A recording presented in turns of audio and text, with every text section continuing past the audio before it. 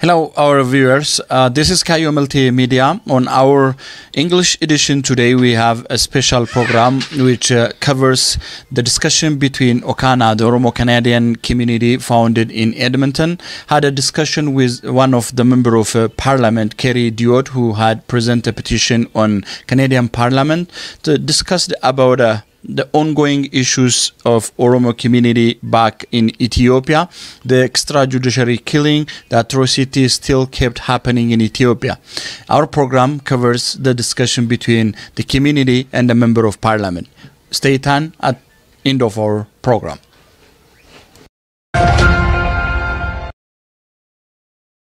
Petitions, the Honourable Member for Edmonton Griesbach.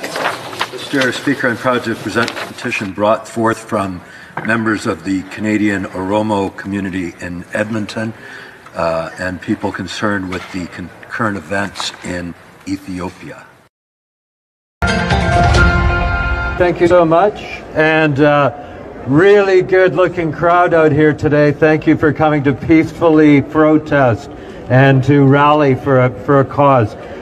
So I am the federal representative for many of you who are here. I'm the Member of Parliament for Edmonton Griesbach, and I wanted to tell you that I am very thankful for being invited, and I'm pleased to speak here as well. Canada has a long history of cultural diversity and inclusion, and it really is a beacon of light for many people who come here from all over the world. But this is not the case in many countries. Rallies like these play an important role in bringing human rights abuses to light. I'm pleased to be with you today as you fight for the rights of the Oromo people who reside in Ethiopia.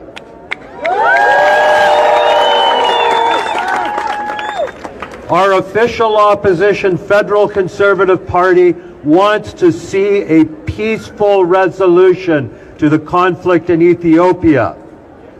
In the coming weeks, my Conservative MP colleague, Tim Uppal, will be tabling an official petition in the House of Commons in Ottawa calling for that.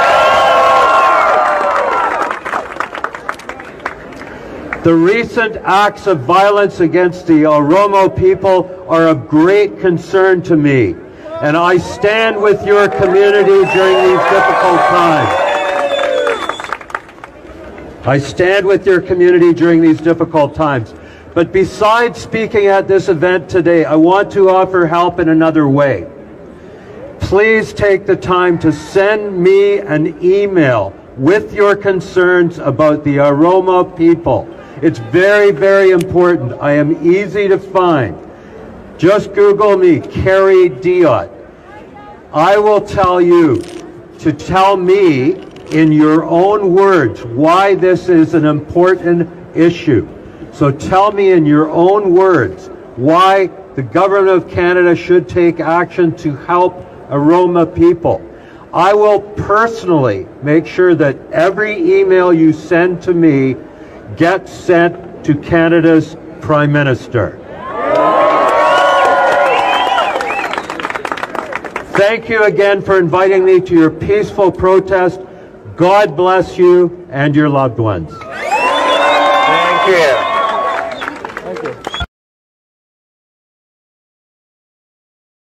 All the suffering there. Over 2 years of military command post on large parts of Oromia, our region. Military soldiers are doing inhuman atrocities to our people there. Young people are being dragged out of their homes and killed. Bodies thrown to hyenas to feast on. There inhuman suffering going on. Thousands of people, over 50,000 human rights organizations, observers say about 50,000 Oromo prisoners are in jail today in Ethiopia. And prominent opposition leaders are in prison today. They are actually currently on the 33rd day of hunger strike.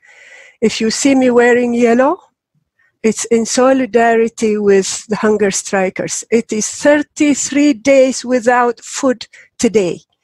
I don't want to steal the thunder from the young people because they are doing the very passionate call drive on the issue. So I will just pass on to the Tigray war is overshadowing everything, but our issue has been going on for 2 years.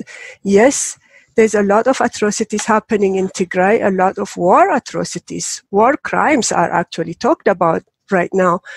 So there's a lot of issues there, a huge humanitarian disaster there, but it's overshadowing the ongoing issues in the rest of the country, which is our region. Oromo regions have been going through all these atrocities, and that is being overshadowed. And we urge our Canadian government, and I think as an opposition party, you would be able to raise these issues, so to push the government,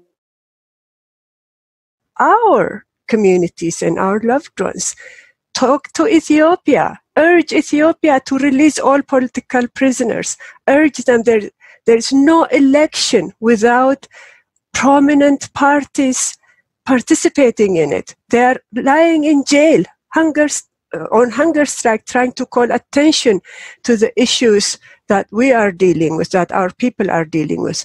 So I would leave it at that and ask you to help us be our voice in that House of Commons and to urge Trudeau to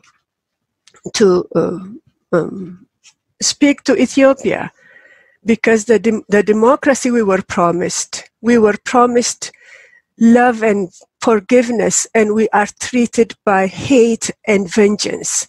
That's the war driving. The hate and vengeance is driving the war in Ethiopia right now. Stop that. Bring us back to the transition to democracy. If Canada really wants democracy and peace in that country, Ethiopia is destabilizing the entire region. Peace and democracy needs to be built in Ethiopia in order to stabilize the entire country, the Horn of Africa region. So I just wanted to leave it at that. Please help us be our voice. Thank you. The speaker is Ayanto Abduro on the youth focus on call drive. And welcome, Ayanto. Hello, thank you, Daraje. Good afternoon. First of all, I would like to start by thanking the Honorable Kerry Diop today for volunteering his time to come and chat with us. My name is Ayanto Abduro, and I'm a 19 years old, a second-year political science student, the secretary of the Oromo Youth Association of Edmonton, and an executive for the Oromo Youth Association of Canada. In recent days, Ethiopia's government and Prime Minister Abiy Ahmed has escalated human rights abuses to dehumanizing levels. These abuses are particularly targeted at Ethiopia's largest ethnic group, which is the Oromo. I wanted to just start with a brief summary of what was going on at the moment in Ethiopia. The Ethiopian government has imprisoned Jawar Mohammed and other Oromo political prisoners. Jawar Mohammed is an Oromo American political analyst and activist. On June 30th, 2020, Jawar was arrested by Ethiopian Federal Police after an incident between Jawar's guards and the police. This resulted in the death of a police officer. This incident happened when Jawar and his guards intercepted a transportation of the corpse of Haj Alu Hundesa, a popular Oromo singer who was murdered. On September 19, 2020, Ethiopia has charged its most prominent opposition figure, Jawar Mohammed, and 23 others with terrorism-related offenses, telecom fraud, and other crimes. Jawar Mohammed and other political prisoners have been on a hunger strike since January 27, 2021, which is 33 days and counting. This surpasses Gandhi's record for the amount of days one's gone on a hunger strike. The jail politicians are demanding the government release prisoners of conscience and reinstate Operation party license. Joral will continue the strike until political prisoners are freed. According to outlet sources, 4 of them have already collapsed and been taken to the hospital, and Jawar has many health-related problems such as kidney failure.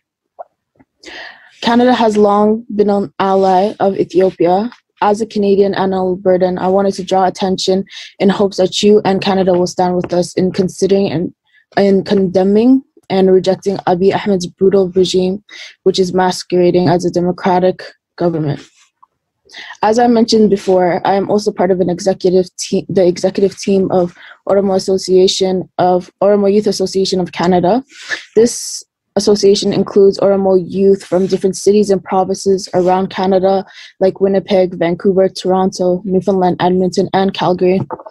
As the Oromo Youth of Canada, we have started a campaign known as the Call Drive. Every day for the past couple of weeks, we have opened a Zoom call to assist our people that don't speak English well to make sure that they get a chance to speak their minds. This call drive is a way for us to let the government officials know about the struggle our people back home are going through. We have started calling local MPs and government officials and filling their voicemails on what's going on in Ethiopia. We came to the conclusion that government officials are not able to fully ignore us if all of their voicemails are full of these situations. We believe that this would be an efficient way to make our issues heard. Minnesota has successfully done this, and their councillor Bill Mendes has talked about this issue on Twitter. Our main purpose with this call drive is to reach the government and make sure that they hear us and stand with us. Thank you. Thank you, Ayantu. Next is Honorable Mr. Kerry Diod to comment and respond on our questions and requests. So welcome, Honorable Mr. Kerry Diod, Member of Parliament. Well, I really appreciate you all of you taking the time and all of your activity, because I think the one way that we get change in this world is that people become active. And that I know that, especially it's very impactful for politicians. I know it's very disappointing with the Prime Minister. It's certainly not the first time he's disappointed us. I think you only have to look at the fact that he and his cabinet refused to call out the situation in communist China against the Uyghur Muslims, and he refuses to call that a genocide, which we all know it is a genocide. And so it's not surprising that he's unwilling to take this on as well. But I'm certainly keen to help whenever I can and where I can. And I really think that the key is getting the community to reach out. Ayantu was mentioning phone calls to politicians, and that works. That's good. Let's face it. It's a way to draw attention, because it's easy to ignore an email at times, or ignore this, that, the other thing. But if you have lots of voicemail messages, suddenly people start paying attention. And I know that's a very small thing, but I think it can really have a big impact on things. The other thing I would like to do is perhaps I know that obviously I sponsored the petition and so forth, but how about if I could write a letter on your behalf to the Prime Minister saying that we've had this meeting. There still doesn't appear to be very much that obviously are disappointed that in his recent conversations the subject of the Oromo did not even come up. Martha, maybe that's something that you could craft and include Ayantu, who is from Edmonton, correct? And maybe both of you can sign it, and I could forward it in some respect, saying I have these two people who are. And I'm wondering if you are actually a constituent in in my riding or just on the north side? I'm just kind of curious that way. I'm in Millwood, so I believe Okay. Tim Uppal is. That's right. Okay, gotcha. Okay, that doesn't matter. I was just curious more than anything. But maybe that is an idea as a further thing that I can help. I mean, we've done the petition. It never hurts to, as you note, continue pressuring. And you could mention things as you mentioned to me, the hunger strike, the fact that there are 50,000 Oromos who are in jail, and a little bit of shaming that way is certainly certainly a pressure tactic, and I'll be glad to certainly forward that. So that's, I think, an immediate thing we can do. If you could get that off to me, keep it fairly short. I don't think that the Prime Minister needs to know the history, because he has enough advisors. He's quite aware of the situation, right? So just to make your very succinct points and some of the points that you made to me, and keep the pressure up, because I think it's quite scandalous that he would not even raise the issue in a meeting. That's again, maybe not that surprising, because I don't think that in Alberta, for instance, this is an unrelated thing, but the pipeline project that comes from the U.S., he didn't raise that very strongly with President Biden when he had a chance either. So we've got to stay on him. He's the top person. So I think it's something that can be effective. So if you would like to do that, I'll certainly go through it, and then I can get that off, and we'll see where that goes. Because I think that pressure helps. Okay. Thank you so much, Honorable Mr. Kerry. We have also some questions, follow-up questions regarding the current ongoing situation in back home, and also the response from the Canadian government, subsequent questions.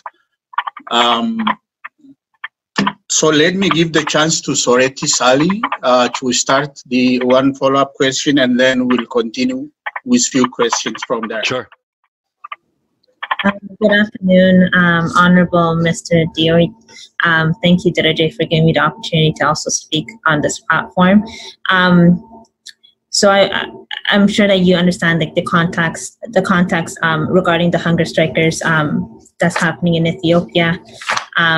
Just to kind of just briefly go over the main issues that are happening, the dire situations of these prisoners of conscience of the hunger strike in Ethiopia. So the Oromo Canadian community and youth organizations are conveying their deepest concern about the political imprisonment and the ongoing hunger strike of 24 prisoners of conscience. These hunger strikers include internationally known non-violence advocates such as Minnesota resident Jawar Mohammed and Amnesty International prisoners of conscience Bekele Garba. As of today, the prisoners of conscience are on their 33rd day of hunger strike. 2 full weeks longer than Mahatma Gandhi's longest hunger strike. Jawar Mohammed and Bekele Garba are both staunch advocates of nonviolent resistance. Jawar, a father and husband to U.S. citizens and a Minnesota resident himself, studied human rights and nonviolent conflict at Columbia University. He translated Gene Sharp's From Dictatorship to Democracy into the Oromo language. Bekele Garba, also a champion of nonviolent struggle, has been a political prisoner multiple times under the prior dictatorial Ethiopian regime. He translated Martin Luther King Jr.'s I Have a Dream book into the Oromo language during his prior imprisonment. Jawar, Bekele Garba, and several other prisoners of conscience have been denied medical care, a flagrant violation of their human rights under domestic and international law. It is imperative to note that Ethiopia's Attorney General, Gideon Hesebon, has blocked court orders more than 5 times that called for the prisoners to receive medical attention. And as a result, the health of many of these prisoners of conscience is in grave danger. Some have fallen unconscious, just like how Ayanta mentioned, cannot see or walk, and are suffering from onset of kidney failure. So the Oromo Canadian community, youth organizations would like to know of the action that will be taken to pressure on stakeholders to act swiftly to ensure the survival of the political prisoners and their release and participation in the political process. We also asked the government to provide transparency about what steps they will be taking to ensure that the release of these prisoners of conscience and application of continual pressure on the Ethiopian government to end the severe state-sanctioned violence in Ethiopia, to respect freedom of speech, freedom of the press, and freedom to organize. These questions are not very new. This is something that we've been asking for many years through different regimes. And as a member of the Oromo protest group who coordinates these different campaigns, these call drives, these statement sharing, we want to ask, I'm from Toronto, and I understand that you are MP for Edmonton, but and you also said that you are willing to write a letter to, I hope, members of parliament as well. So what do you recommend for other cities? These are also Canadian constituents who are concerned and are terrified for the well-being of these prisoners of conscience. Mainly because if these government officials do not intervene on what's happening in Ethiopia, it will, what could lead to it is Ethiopia and the broader Horn of Africa region will be irreversibly destabilized, and the prospect of democracy, peace, and security, which we hold into value here in Canada, will be irreparably lost. So in regards to that, my follow-up question would be, how could we also pressure our government, our members of parliament here within our own districts, our own cities, and how can we have that echoing system by many members of parliaments and hopefully towards the foreign affairs and their respected members? Sure, that's a good question, and I think you're on the right track. It's going out and sending as many people, getting as many people as possible to write to their members of parliament. So it's very easy to find, very easy to Google. You can find your member of parliament by any address. So I would encourage that for all your chapters, for all your people. If everybody writes one letter, just think of the onslaught of letters that are coming in. And I think that's very effective. And it's also it's non-violent, but it's also disruptive to their day. I've been a politician. I was a city councillor, and that's when you really, to be honest, that's when you start taking things a lot more, paying attention a lot more, because it's suddenly you can't get your regular work done, and it's totally a non-violent yet persistent voice, and I would encourage you to do that. Encourage everybody right across the country to write a letter to their member of parliament and take it from there. And I will certainly, if you were to write me a letter, or say you wanted to write a letter to the Prime Minister, I will pass it on for you personally if you would like to do that in addition. Thank you, Honorable Mr. Keridiote, Member of Parliament. If you don't mind, and if you have 5 minutes, just to give more chance to other community members and leaders to ask at least 1 or 2 questions. Can we go ahead, please? Okay, thank you. So, if you have any question, community members and leaders.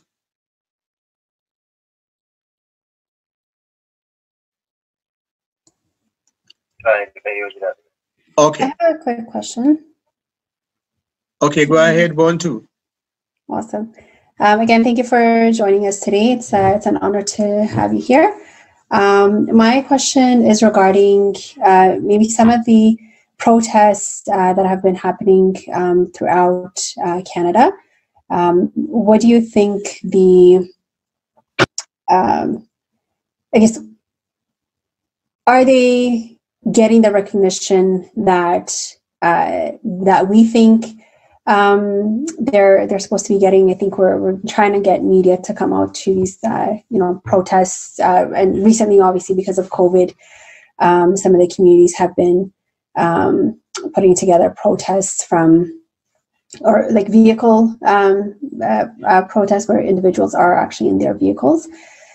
Is that getting the attention that we think that it's getting, or should our focus be sort of what our youth have put together and actually reaching out to our MPs, writing letters and phone calls? Like, where should our energy be focused, and what would your recommendation be? Thank you. Well, I remember certainly it was one of the protests that I attended here and got some video and so forth. And I think they're always effective as well. I was a journalist for 30 years, so I have kind of a unique perspective in that journalists are always looking for stories. So if you make it easy for them, if you have a protest, you can do that responsibly. I believe you got to be careful because, of course, you don't want it to reflect badly on you that suddenly you're doing something against public health. But it's still you still have a right to assemble peaceably and do a small protest. Let the media know. Send out a news release. But obviously, in these days, you've got to be very careful to be cognizant of public health rules. But as a longtime journalist, journalists are looking for news these days. They have very small staffs. They don't have big staff members anymore. They don't have. When I worked at the Edmonton Sun for many years, we had an editorial staff of 100 people. I would think today that that newspaper might be down to about 15 people in editorial staff, if that.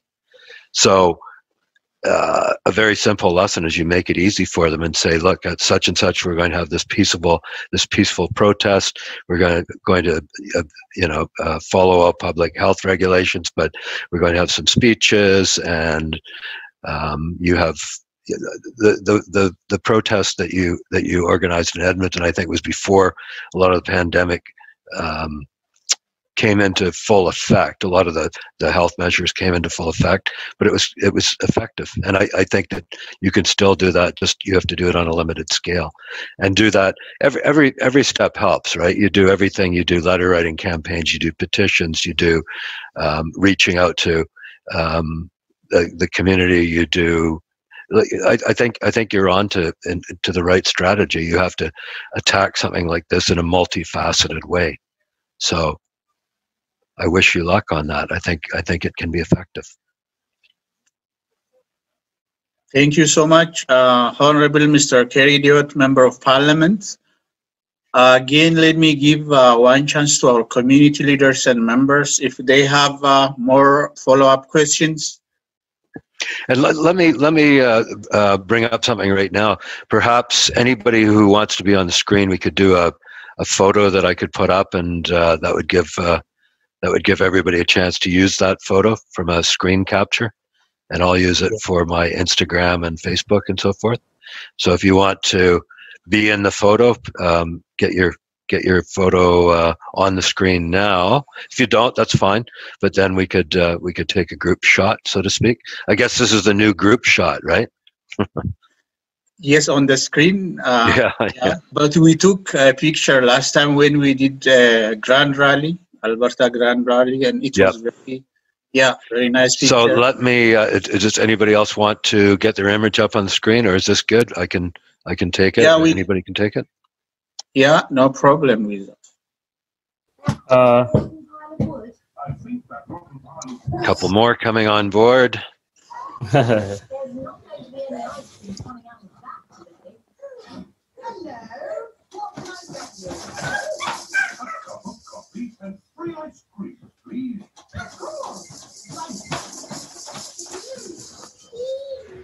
Anybody else? Let's see. Oh, okay, there we go. Okay, thank you. So anyone with DJ, can I say just one thing? Okay, Abdul, go ahead. Okay. I really appreciate that you are here, Mr. Kerry Diot.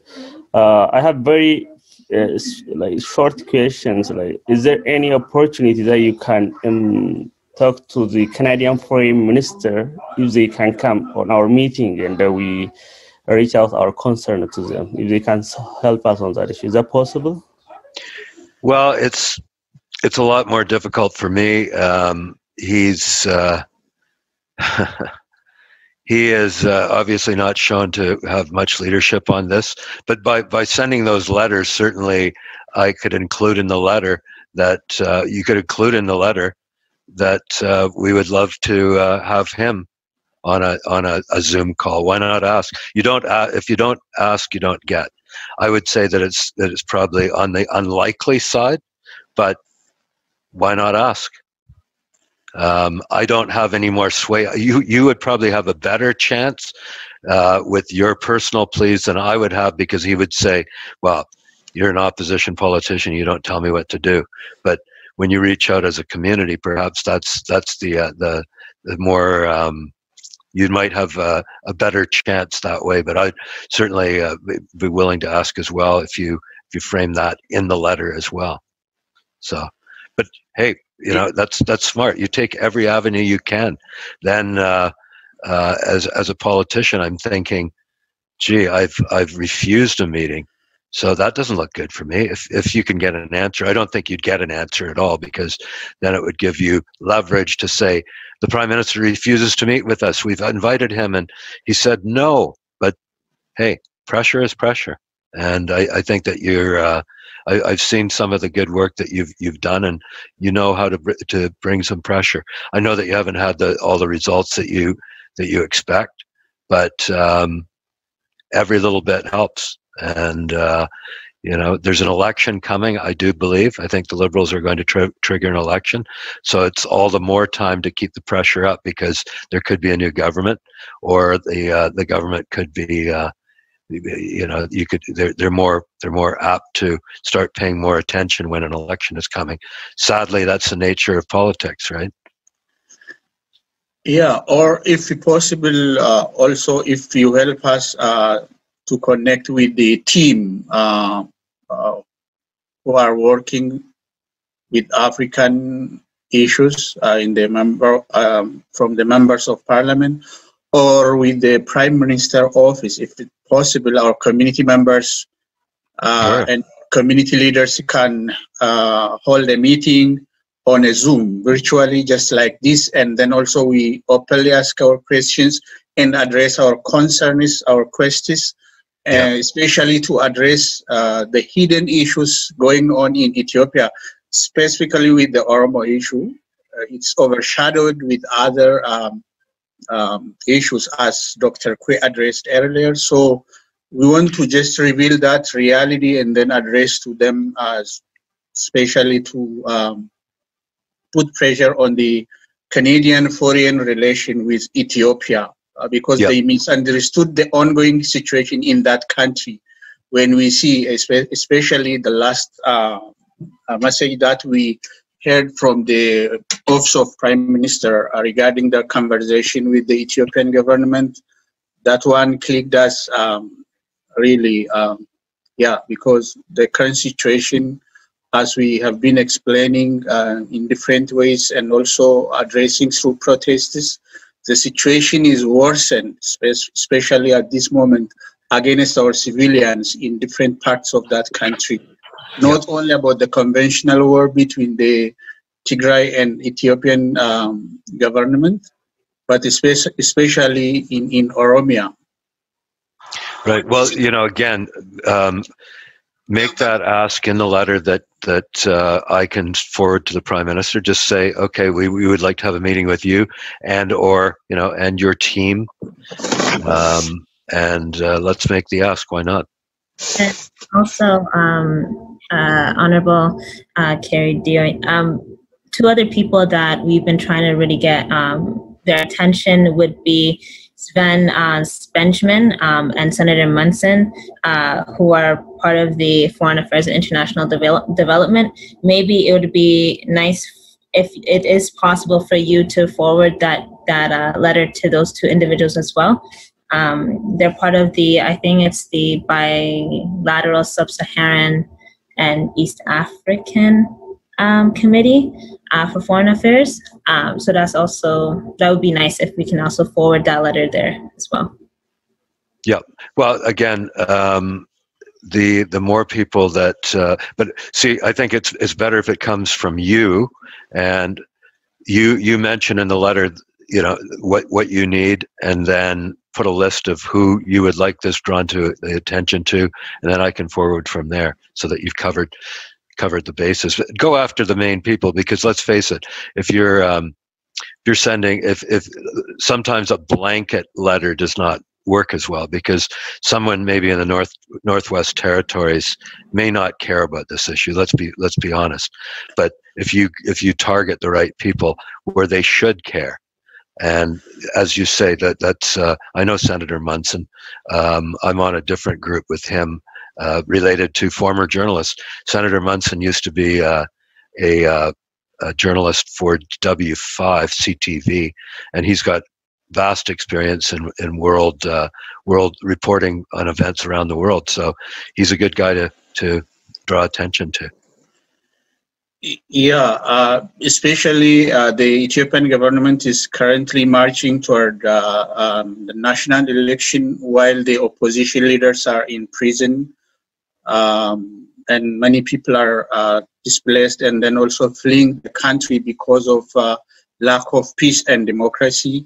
And so while the country is in chaos, then the government is marching toward election. So especially when we see the Canadian foreign policy as compared to the US and also the European countries, it's a little bit lenient and passive when we are comparing that.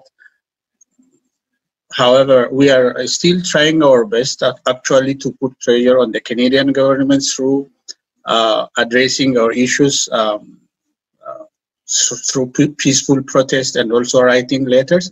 Still, we need your help, especially regarding the current situation. While the opposition leaders are in prison, the Ethiopian government is heading toward election. Absolutely. Any other questions or any other angles that anybody wants to talk about? Maybe this will just be Ibrahim, you can go ahead. Okay. Can I talk, Mr. DJ? Yes, Obo Badri.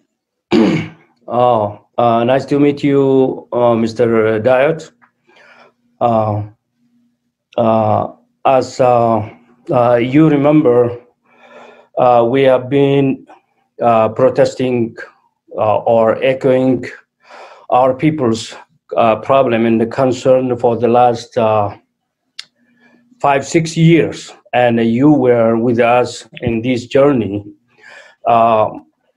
Ethiopian issues most of the time are complicated, and the Ethiopian government wants to use that opportunity to confuse world community. Like if you take the Tigrayans issue now, the Ethiopian government talks about internal affair or interfering with the sovereignty of the country, when someone wants to address that issue and tackle that issue. On the other hand, when we meet with the MEPs and different concerned people, there are a group of Ethiopians who always target these people and try to confuse. At this very point, someone who wants to stand with us needs to know the complicated nature of these problems. So my question is, you have been with us for a while now, and when we were struggling against the APRDF, which were overthrown by stiff resistance by us, diaspora, and the people in the country. Now, my question is, how does the Canadian government understand this problem currently? And like, especially nowadays, more and more evidences are coming out about genocide happened in northern part of Ethiopia. In southern part, even if it didn't get that much cover, the same thing was happening. And by now, we hope the Canadian government's attitude to Ethiopia must have changed. And what is your understanding? Like, how is it the government of Canada upgrading its understanding of Ethiopia by now? Well, that's a tough question, because obviously they're not paying, the current government is not paying too much attention. The very fact that the Prime Minister didn't raise the issue in a recent meeting, not very good. So I guess the fight continues to try to get the attention, right? That's all I can say is, like, I think you're on the right track, but have to keep pushing away. I hope that when we become government, we can do a better job of it, and there could be a new Conservative government in this, if Trudeau calls an election this summer. I hope, but in the meantime, we have to deal with what we've got. We've got a different government than I would like to have in government, and we just have to keep up the pressure.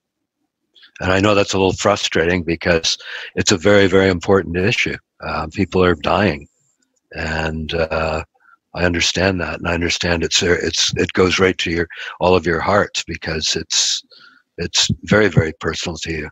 So we have to just keep doing what we can, keep raising our voices, right? Thank you. Okay, I think let's wrap up here.